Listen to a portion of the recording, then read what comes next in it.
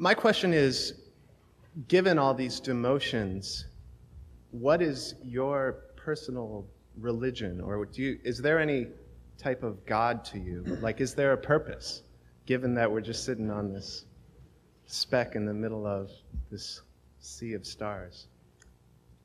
No, I don't want to duck any questions. And I'm not going to duck this one. Even though I have high religious personages who are close friends of mine in this room. But let me ask you, what do you mean when you use the word God?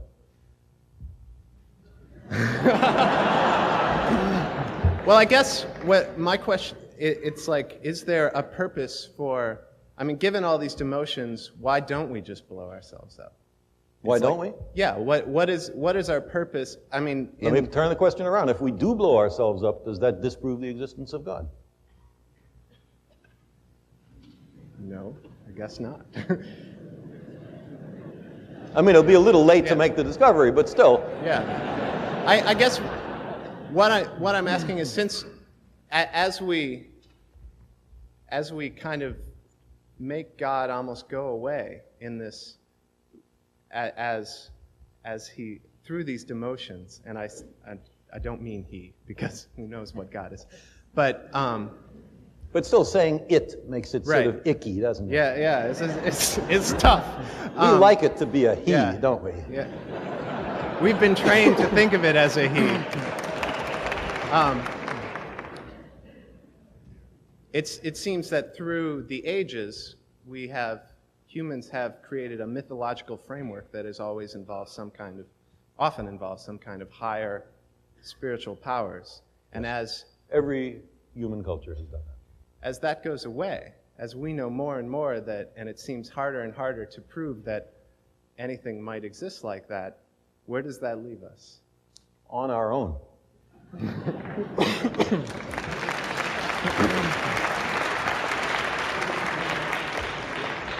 Which to my mind is much more responsible than hoping that someone will save us from ourselves so we don't have to make our best efforts to do it ourselves.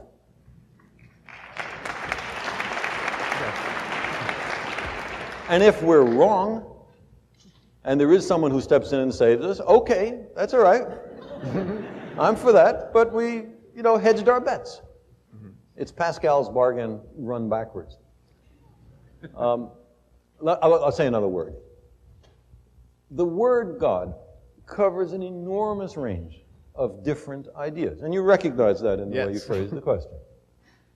Running from an outsized, light-skinned male with a long white beard sitting in a throne in the sky and tallying the fall of every sparrow, for which there is no evidence. To my mind, if anybody has some, I sure would like to see it. To the kind of God that Einstein or Spinoza talked about, which is very close to the sum total of the laws of the universe. Now, it'd be crazy to deny that there are laws in the universe, and if that's what you want to call God, then of course God exists. And there are all sorts of other nuances. There is, for example, the deist God that many of the founding fathers of this country believed in, although it is a secret whose name may not be spoken in some circles, a roi fainéant, a do-nothing king, the God who creates the universe and then retires, and to whom praying to is sort of pointless. He's not here. He went somewhere else. He had other things to do. Now, that's also a God. So when you say, do you believe in God? If I say yes or if I say no, you have learned absolutely nothing. I guess I'm asking you to define yours if you have one. But why would we use a word so ambiguous that means so many different things? It gives you freedom to define it as you choose. It gives you freedom to seem to agree with someone else with whom you do not agree. It covers over differences. It makes for social lubrication. But it is not an aid to truth, in my view.